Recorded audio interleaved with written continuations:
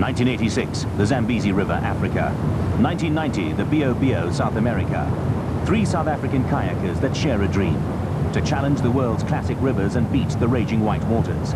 They have also successfully taken on the Orange in South Africa and the Colorado in North America. The ultimate challenge: to navigate one of Africa's most unforgiving rivers, the mighty Kunene. Their goal is shared by 6 Americans, who between them have covered thousands of miles rafting many of the great rivers worldwide.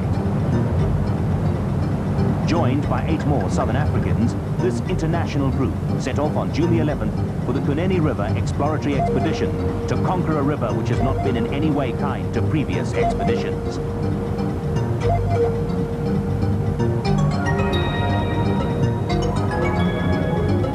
The 230-kilometer section from Ruacana Falls to the Kunene mouth, through the Zebra Mountains, Epupa Falls, Baines Mountains, Marienfluss and Hartmann's Valley would be explored. Very little is known about the difficulties of this river, the magnitude of which was yet to be discovered.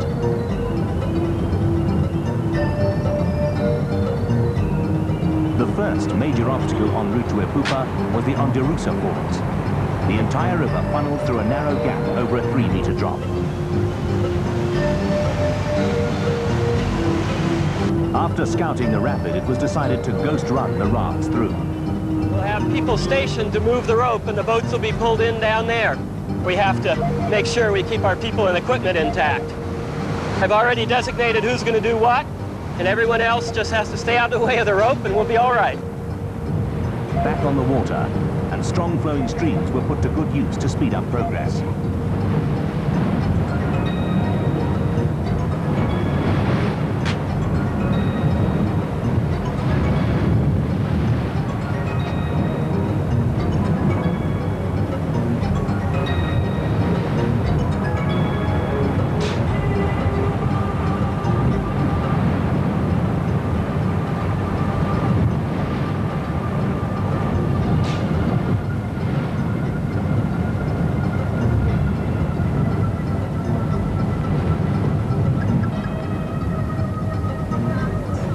And on the slow, flat water, one could experience encounters with the indigenous people, the primitive Ovahimba tribe. Their transport, crude but effective, gets them across the river from Namibia to Angola. All members of the expedition contributed towards rowing the long, flat stretches of water. There was also time for a bit of upstream surfing. On day 4, the expedition reached Epupa Falls. This would be a definite portage. It's taken us 3 days of reasonably calm kayaking to get here. Some class 4 water a little further up the gorge. Now we've reached Epupa Falls, and it's totally unrunnable. It's the most magnificent sight I think I've ever seen it. It's more rugged than Victoria Falls. So what we're doing is we're having to carry all our kit about 2 kilometers over the edge of this mountain down to a beach below all the rapids and cataracts. And then we're going to carry the rafts, and we're going to rope them into the gorge at a spot, and we're going to try and ghost ride them through most of the bad rapids, and then we'll pick them up down below where all our kit is piled up.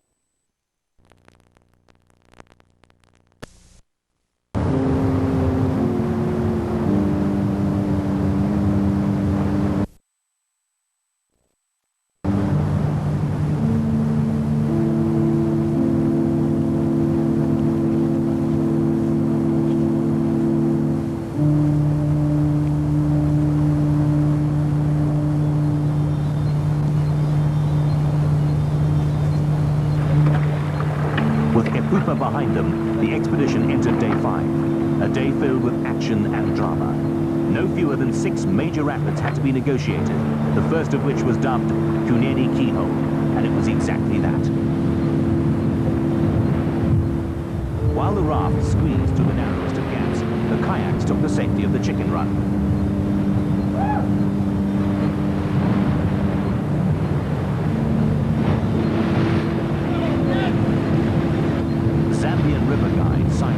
Suffered a traumatic fingertip amputation when an oar jammed in a rock, catching his finger in the rowlock. Expert medical attention was on hand, and Sy was credited with naming Fingertip Rapid after the accident. The kayaks running mainline was out of the question. The problem with this rapid is there's so much water going through a very deep and small space.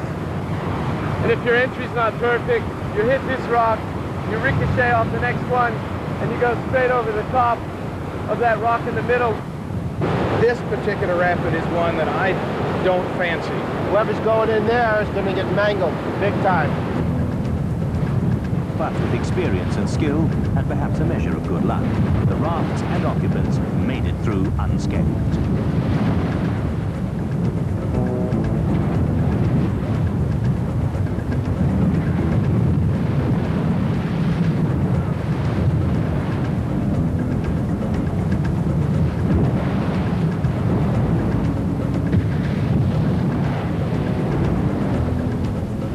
The kayaks had their turn again at 1 drop 5.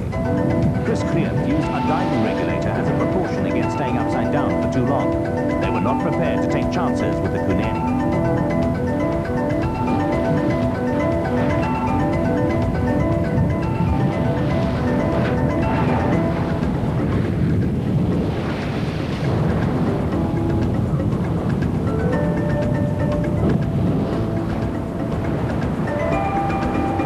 Rapid became their next big headache.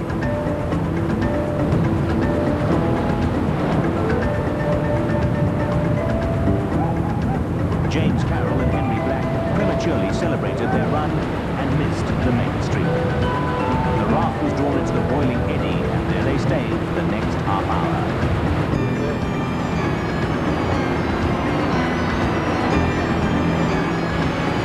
It was the turn of John Yost next. After losing his grip on the oars, he and his crew suffered the same fate.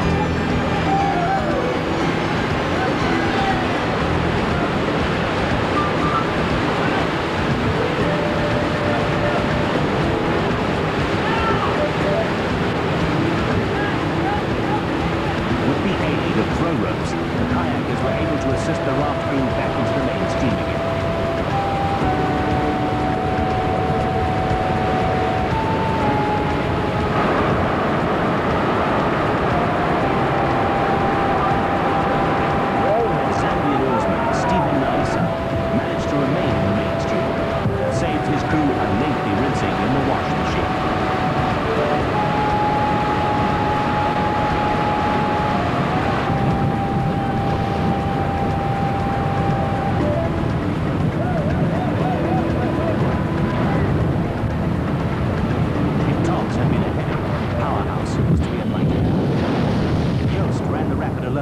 And the rest speaks for itself.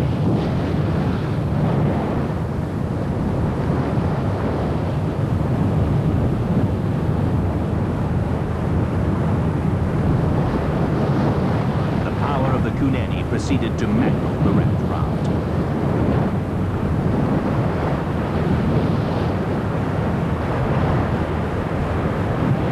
The reef shows the sidewash wave taking control of the raft. It slams into the rock instantly.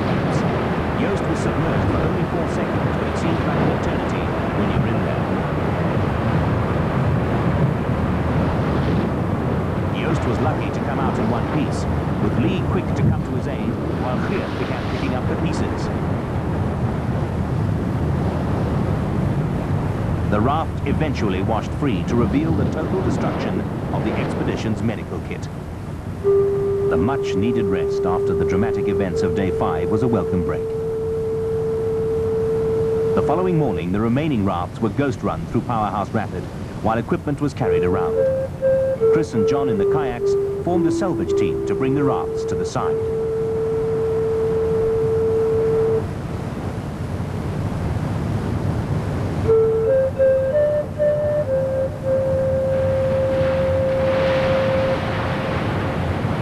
So far, this had been the most difficult section of the journey. It had taken 1.5 days to cover a mere 20 kilometers of the fast-flowing river. Ahead lay more destructive action. With the injury to Sai Sakala's hand, Capetonian Rob Newman had to take over the oars.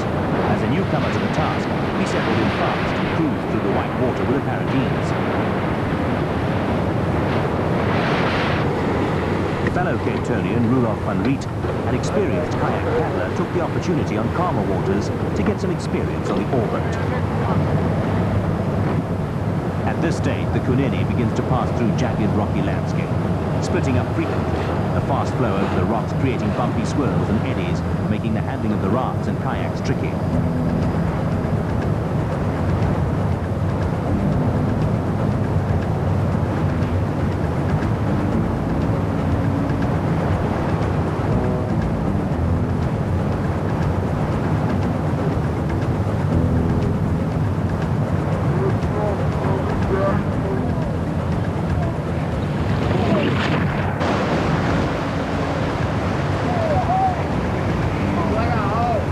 The river was taking its toll on the expedition. This raft became a victim of one of the jagged rocks.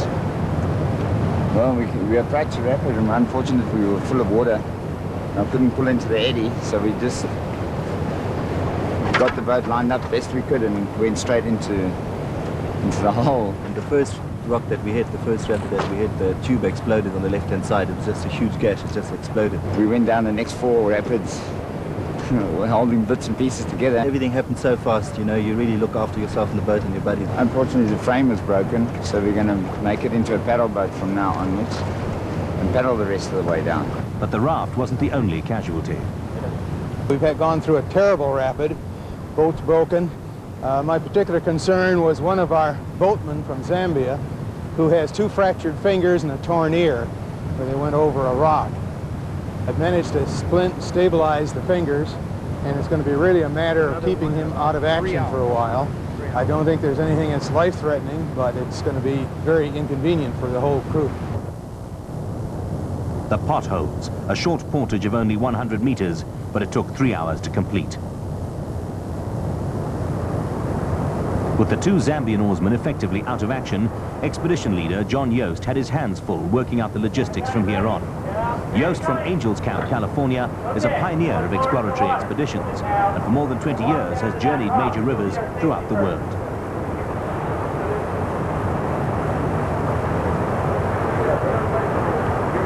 Entering the gorge of the Baines Mountains was almost déjà vu for Willem van Riet.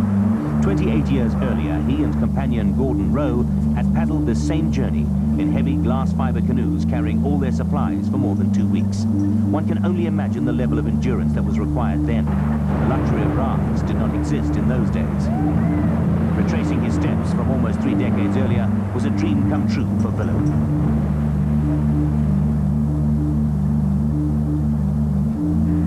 Exiting the Kunene split through the Baines Mountains, Willem's brother Roelof found himself on the oars in the place of the handicapped Stephen. Green Mamba Rapid created no problem for him and Yannick Groenevoet, nor for Lee in the Yak. Picking their way through enormous boulders, the paddle boat crew approached morning glory.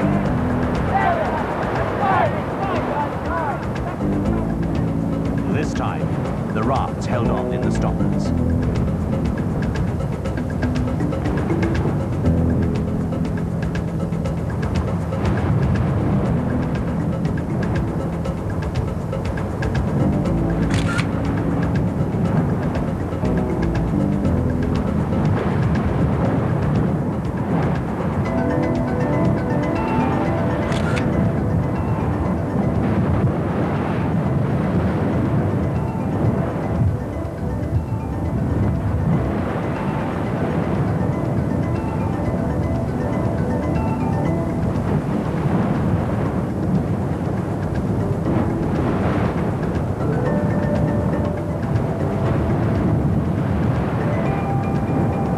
White water raged on, carrying the flotilla into the breakfast feast. With the hydraulics throwing the rafts in all directions, even expert oarsmen had to hold on and trust their luck. The paddle boat bucked like a wild pony, tossing its riders aside.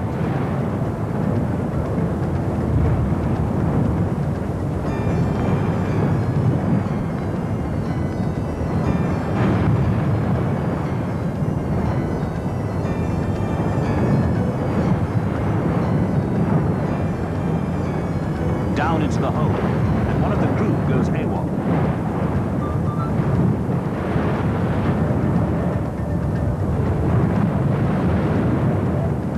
Concern is evident, but the rescue kayak is on the spot.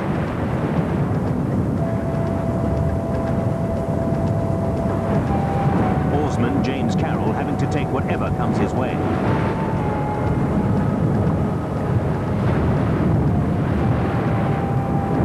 And last but not least, Roelof van Riet takes things calmly as he guides the oarwork through.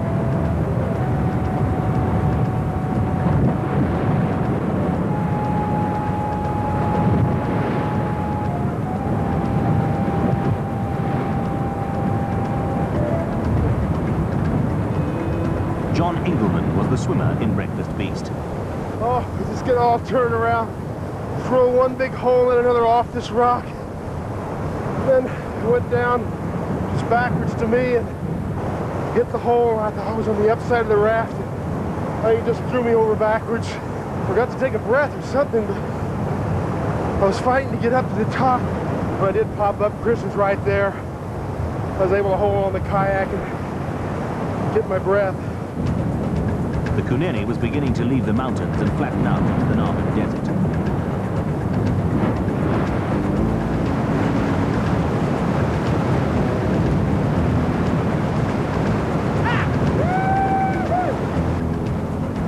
Oceanus was one of the last rapids to run before the flat waters of the Marienfels. The paddleboat crew still keen to battle it out against the odds. Oceanus Rapid was aptly named when one of the skippers mysteriously left the raft in the middle of the rapid.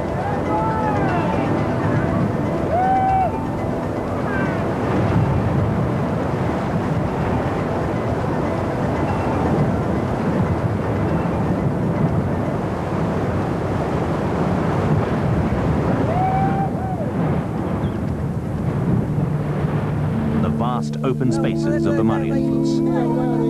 The river becomes a picture of tranquility as it enters the desert, where it helps sustain the existence of the indigenous people. But the power of the Kunene must not be forgotten as it steps its way down to the sea.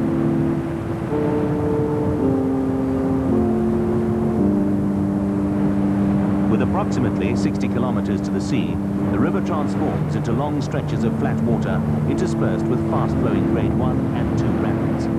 The inherent dangers of the earlier rapids over the previous 9 days were behind the expedition now. The tranquility, however, was deceiving.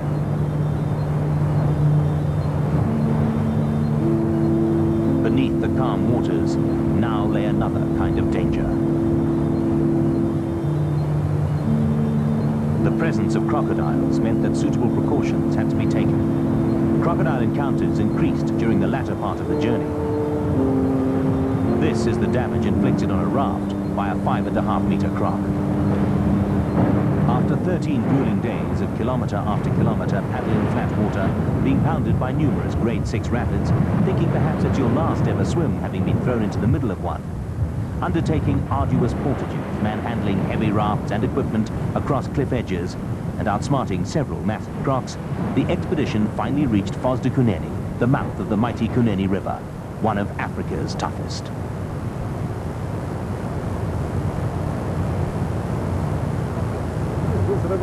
It is indeed a possibility that the question under discussion around the final campfire is, which classic river should be challenged next?